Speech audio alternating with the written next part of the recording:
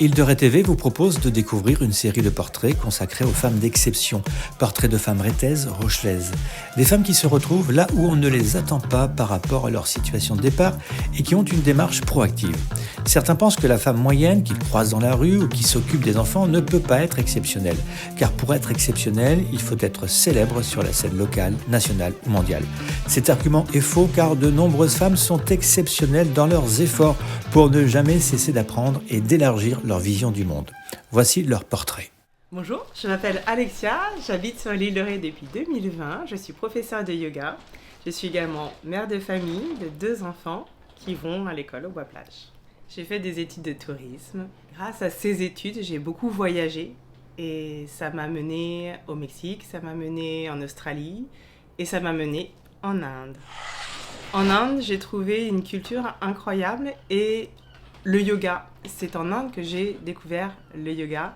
Je me suis mise au yoga, je me suis plongée dans le yoga et je n'ai fait plus que ça pendant 1 an.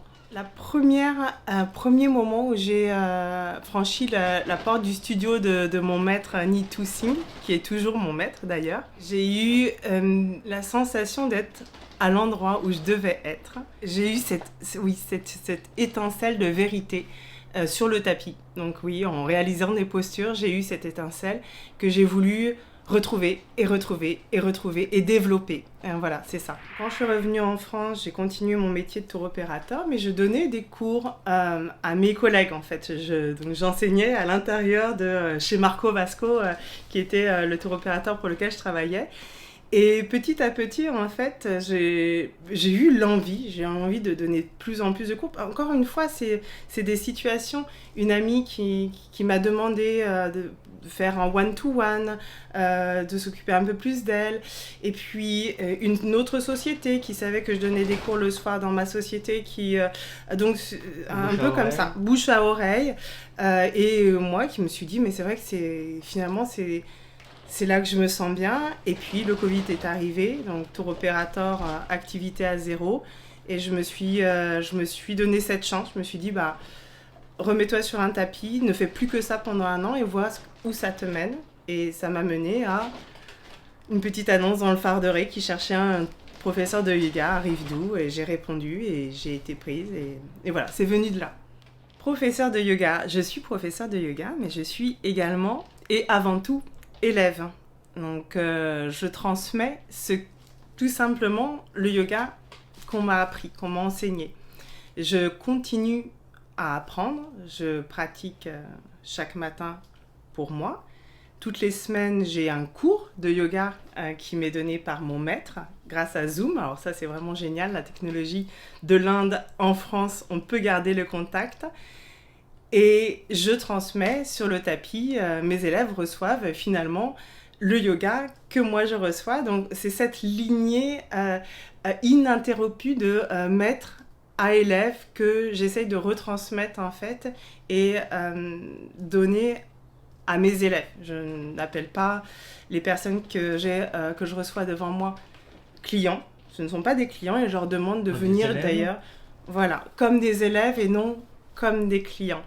C'est cette méthodologie et c'est cette pédagogie que j'essaye de transmettre. Le yoga n'est pas quelque chose que l'on apprend, c'est quelque chose vraiment que l'on reçoit et qu'on doit développer avec un esprit ouvert. C'est une discipline comme les arts martiaux qui exige de la concentration mais aussi un effort. Voilà, c'est un terme d'effort, il faut vouloir aller au-delà et être dans la régularité.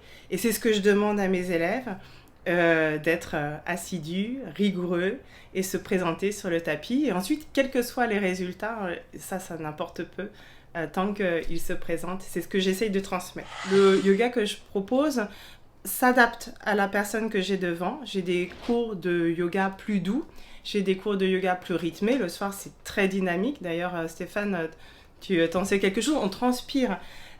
Mais la même séance peut être reçue par n'importe qui finalement. Tant qu'on est tant qu'on a un corps, on peut faire du yoga. Et c'est vraiment ça que je veux transmettre. Après, il y a cette notion d'effort, mais il ne faut pas avoir peur en disant non, c'est trop fort pour moi ou non, c'est trop doux pour... Non, le yoga, c'est vraiment fait pour tout le monde. Et même si j'ai ce côté dynamique qui va aussi avec ma personnalité, et c'est le yoga que j'ai reçu de mon maître et que je transmets, pour autant, tout le monde peut s'y retrouver et tout le monde s'y retrouve. On a un bien-être immédiat qui s'installe après une séance de yoga. Mais pour que ce bien-être, cette dose de bien-être devienne un état, il faut le répéter encore et encore. Je suis une femme d'exception. Alors, j'allais répondre, je suis une femme d'exception parce que j'ai une joie de vivre. Et puis en fait... La joie de vivre, c'est quelque chose que... Je suis née comme ça, en fait. Je suis quelqu'un de joyeux. J'aime vivre, j'aime la vie. Voilà. Donc, ça ne peut pas être ce qui me rend exceptionnel.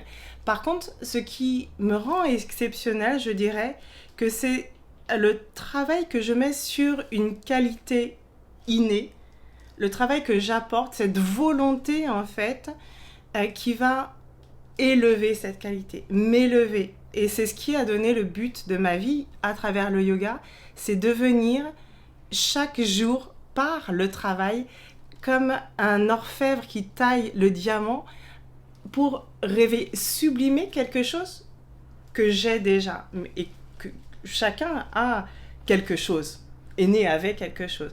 Mais il faut avoir cette volonté de l'élever pour se rendre différent, exceptionnel. Et le yoga, ce voyage qui m'a menée au yoga, et le yoga qui me mène aujourd'hui dans mon quotidien me rend heureuse.